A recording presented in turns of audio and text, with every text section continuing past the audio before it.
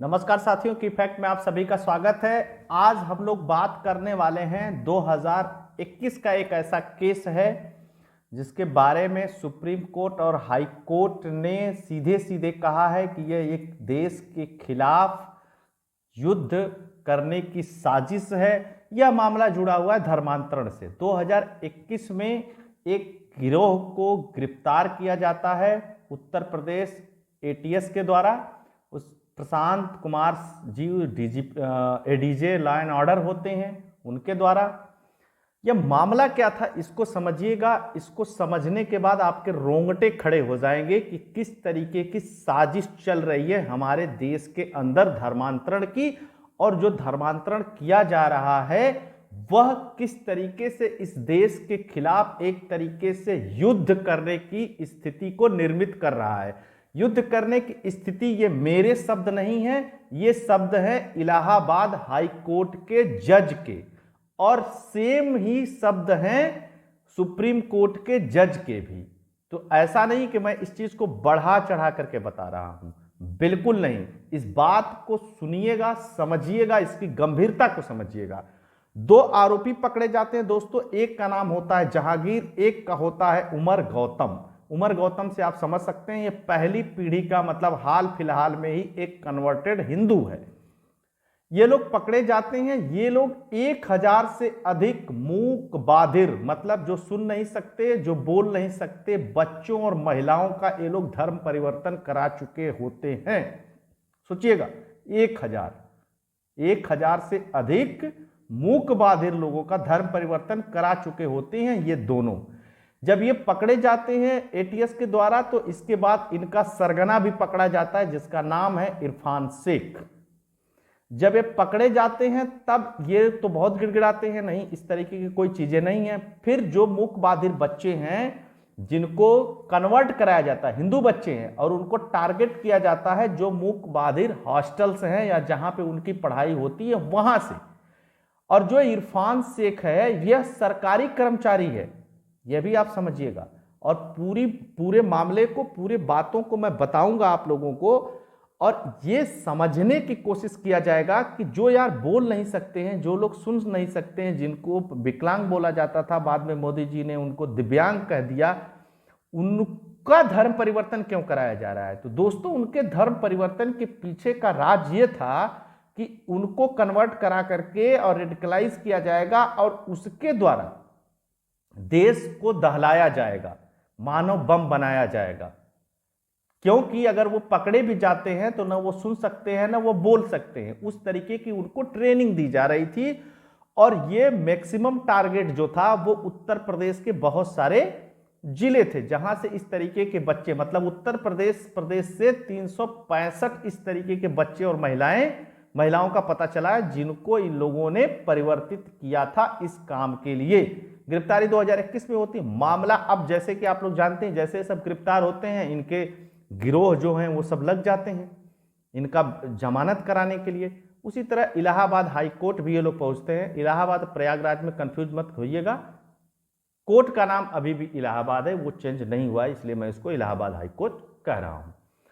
अब क्या हुआ कि इलाहाबाद हाई कोर्ट में पिटीशन डलती है। उस समय एटीएस जांच कर रही होती है, फिर उसमें केंद्रीय एजेंसियां भी कुछ आ जाती हैं जांच करने के लिए। बाद में पता चलता है कि ये लोग पाकिस्तान के आईएसआई से बड़ी मात्रा में फंडिंग ले रहे थे अलग अलग अकाउंट में इस तरीके के काम को करने के लिए, समझिएगा। उसके बाद जब यह मामला पहुंचता है इलाहाबाद हाई कोर्ट, वहां पे सुनवाई होती। सुनवाई के बाद वहां के जज कहते हैं कि यह एक तरीके से देश के खिलाफ युद्ध छेड़ने का मामला है। इतने बड़े पैमाने पे धार्मिक परिवर्तन करवाना और मूक बाधिर बच्चों का, मतलब यार शर्म भी आनी चाहिए, मतलब कुछ तो सोचना चाहिए। जब से मैं इस खबर को पढ़ा हूं और जब से इस बातों को जाना हूं तब से मतलब इतना क्रोध है मेरे अंदर कि मैं क्या ही बताऊं। अब दो बातें इसमें समझिएगा। मैं इस मामले को अब क्यों उठा रहा हूं, क्योंकि अब यह मामला सुप्रीम कोर्ट पहुंच चुका है। अभी 2 दिन पहले ही सुप्रीम कोर्ट में इस मामले की सुनवाई हुई है।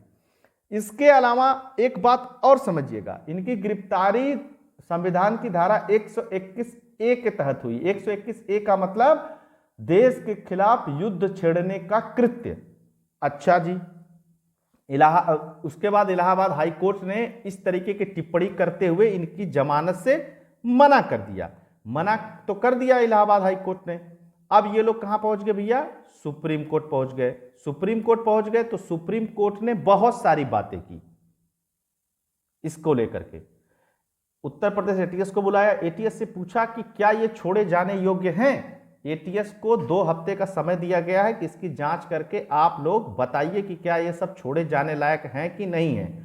अब दूसरी एक सबसे महत्वपूर्ण बातें हैं कि जो व्यक्ति बोल नहीं सकते हैं, जो व्यक्ति सुन नहीं सकते हैं, जो बच्चे, उनको क्यों गिरफ्तार किया गया, कम से उनको क्यों कन्वर्ट किया गया, और उनको कन्वर्ट किया गया तो इसके पीछे के रीजन क्या है। जब एटीएस ये जांच करते करते महाराष्ट्र पहुंचती है, तेलंगाना पहुंचती है, तमिलनाडु पहुंचती है, तो इस राज का खुलासा होता है। इस राज का खुलासा होता है तो पता चलता है कि ऐसी बहुत सारी संस्थाएं इस देश में चल रही हैं जो इस तरीके के बच्चों को, हॉस्टल में रहने वाले बच्चों को, अनाथ बच्चों को टारगेट करती हैं। क्योंकि बहुत सारे लोगों का यह मानसिकता है, मानना है कि बच्चा बोल नहीं सकता, सुन नहीं सकता, और इनको बरगला करके और अलग अलग हिंदू धर्म के खिलाफ नफरत फैला करके, ये सब सारी चीजें करके इनको किया जाता है। इन्हीं गिरोह का एक और पर्दाफाश हुआ। जो डासना का मंदिर है, वहां के पुजारी को मारने के लिए जो 2 लोग गए थे, उसमें से एक हिंदू था, हाल फिलहाल में कन्वर्ट हुआ था, उसका आधार कार्ड भी नहीं चेंज हुआ था, और एक दूसरा मुस्लिम था जो वहां पे गया था, और वो बहुत सारा प्रोपोगेंडा उसको लेकर के हुआ, बहुत सारी बातें हुई। जो वहां के डासना मंदिर के जो महाराज हैं, फिर उसके बाद बहुत सारे हिंदू संगठन इकट्ठा हुए, वहां पे धरना प्रदर्शन हुआ, वो सब बातें भी आप लोग जानते ही जानते हैं। अब दूसरी सबसे बड़ी बात, 120 बी लगाए, 121 लगाए, बहुत सारे केसेस लगे हैं। मैं आप लोगों को एक घटना और बताना चाहता हूं। जब यह देश आजाद हुआ था, आजाद होने के ठीक 1 महीने बाद, मतलब 1 महीना भी पूरा नहीं हुआ था, 6 या 7 सितंबर को दिल्ली के पहाड़गंज में भारत पे कब्जा करने की एक साजिश रची गई थी मुसलमानों के द्वारा, कट्टरपंथी मुसलमानों के द्वारा, जो उस समय भारत में रहते थे। बड़ी मात्रा में गोला बारूद इकट्ठा किया गया था। इसकी भनक राष्ट्रीय स्वयंसेवक संघ को लगती है। राष्ट्रीय स्वयंसेवक संघ उस समय के तत्कालीन गृह मंत्री जो रहते हैं पटेल साहब, उनको देती है। उसके बाद बड़ी मात्रा में मोर्चा लिया जाता है, बड़े बड़े हथियार और क्या क्या चीजें वहां बरामद होती है, कई घंटे तक गोलाबारी होती है। 10 सितंबर को वो लोग दिल्ली पे कब्जा करने की साजिश, पाकिस्तान तो मिल गया, अब दिल्ली पे कब्जा कर लिया जाए। तो कैसी मानसिकता है, किस तरीके की चीजें, यह भी देखना और समझना है। अब इस पूरे केस में मुझको लगता नहीं है कि सुप्रीम कोर्ट भी जमानत देगा, क्योंकि ये बहुत ही जघन्यतम अपराध है। अगर सुप्रीम कोर्ट जमानत देता है इस केस में, तो ये भी एक तरीके से देश के साथ बहुत बड़ी गद्दारी होगी। ऐसा सुप्रीम कोर्ट को नहीं करना चाहिए। जमानत तो बिल्कुल भी नहीं देनी चाहिए। और खास करके इसमें से जो एक व्यक्ति है ना, वो भैया वो है, क्या बोलते हैं, सरकारी एम्प्लॉय है, सोचिए, और वह इस तरीके का कार्य कर रहा है। आप कहां तक बच पाएंगे, किसी से कहां तक चीजों को कर पाएंगे। और मास लेवल पे कन्वर्जन हो रहा है, किसके लिए, कि भाई एक मूक बधिर है, ये सुन नहीं सकते हैं, बोल नहीं सकते हैं, इनको मानव बम की तरह हम प्रयोग किया जाए। ये मेरी लाइनें नहीं है, ये एटीएस की जांच में ये सब चीजें आई हैं, ये हाई कोर्ट में पेश हुआ है मामला। अब जब हाई कोर्ट में जमानत नहीं हुई तो सुप्रीम कोर्ट में गई है। और सोचिए, पर्सनल लॉ बोर्ड के समर्थन के वकील इनके जमानत के लिए इतने डिस्परेट हैं। फिर लोग कहते हैं कि देश संविधान से चलता है। मैं कहता हूं बिल्कुल नहीं, देश संविधान के मानने वालों से चलता है, संविधान से बिल्कुल देश नहीं चलता है। और जिस तरीके की हरकतें हो रही हैं और जिस तरीके की चीजें हो रही हैं, अभी अपने आप में समझने वाली बात है। अब इसमें दूसरी बात मैं बताता हूं, ये लोग पकड़े क्यों जा रहे हैं। योगी आदित्यनाथ जी की जब सरकार बनती तो योगी आदित्यनाथ जी एक काम करते हैं उत्तर प्रदेश में, धर्म परिवर्तन को लेकर के बहुत कड़ा कानून बनाते हैं। उसको भी लेकर के अखिलेश यादव और अन्य पार्टियां बड़ा ऐतराज करती हैं, अरे ऐसा कानून बनाने की क्या जरूरत है, इस तरीके करने की क्या जरूरत है। लेकिन जब से वो कानून बना गया है, उस कानून के तहत बड़ी मात्रा में इस तरीके से धर्म परिवर्तन करने वालों की गिरफ्तारियां उत्तर प्रदेश में हुई हैं। ये भी अपने आप में एक समझने वाली बात है। वो तो बहुत अहोभाग्य कि योगी बाबा आ गए और मोदी जी देश में आ गए, नहीं तो जिस तरीके की स्थिति निर्मित की जा रही थी, हम हिंदुओं का तो रहना इस देश में मुश्किल हो जाता। आप खुद सोच करके देखिएगा यार। जैसे एक होता है ना कि कोई अपने मर्जी से कन्वर्ट हो गया, जो बच्चा सुन नहीं सकता, जो बच्चा बोल नहीं सकता, उनको सांकेतिक भाषा में ट्रेनिंग दे करके उनको रेडिकलाइज करके और इस तरीके के कृत्य में शामिल किया जा रहा है। ये किस तरीके का मामला है, इसको आप किस नजरिए से देखते हैं? आप इसको इवेलुएट करिएगा और इस खबर को आप पढ़ भी सकते हैं और समझ भी सकते हैं, जान भी सकते हैं। आप जाइएगा वेबसाइटों पे, इसके बारे में बहुत सारी चीजें पड़ी हुई हैं। अब दूसरी बात बताता हूं इसको लेकर के। सॉलिसिटर जनरल ऑफ इंडिया ने दो बातें कही। सॉलिसिटर जनरल ऑफ इंडिया ने जब इस मामले में पेश हुए तो उन्होंने कहा कि फरवरी 2022 तक के लिए आदेश को उस समय स्थगित कर दिया गया था और जो अपील करता है, ठीक है ना, जांच के दौरान उमर गौतम को धर्मांतरण रैकेट के आरोप में गिरफ्तार किया गया था। इरफान शेख जो सांकेतिक भाषा प्रशिक्षण अनुसंधान केंद्र दिल्ली का दुभाषीय के रूप में काम करने वाला है, इस सिंडिकेट की एक महत्वपूर्ण कड़ी होने का आरोप भी लगा है। 3 और जो गिरफ्तारियां हुई हैं, इनके ऊपर धारा कौन सी लगी हुई है? 120 बी, 121 ए, 123, 153 ए, 153 बी, 295 ए, 298, 417 और उत्तर प्रदेश विधि विरुद्ध धर्मांतरण अध्यादेश या अधिनियम, उसके तहत ये गिरफ्तारियां हुई हैं। और मुझको लगता नहीं कि सुप्रीम कोर्ट छोड़ेगा।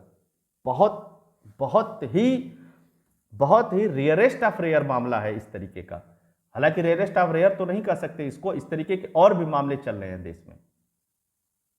अब देखिए 2 हफ्ते का समय मांगा है सुप्रीम कोर्ट ने, सुप्रीम कोर्ट से एटीएस ने। एटीएस अपना जवाब दाखिल करेगी, उसके बाद क्या होता है इस पे। तो इस अंक में दोस्तों बस इतना ही था, ये इतनी ही खबर थी।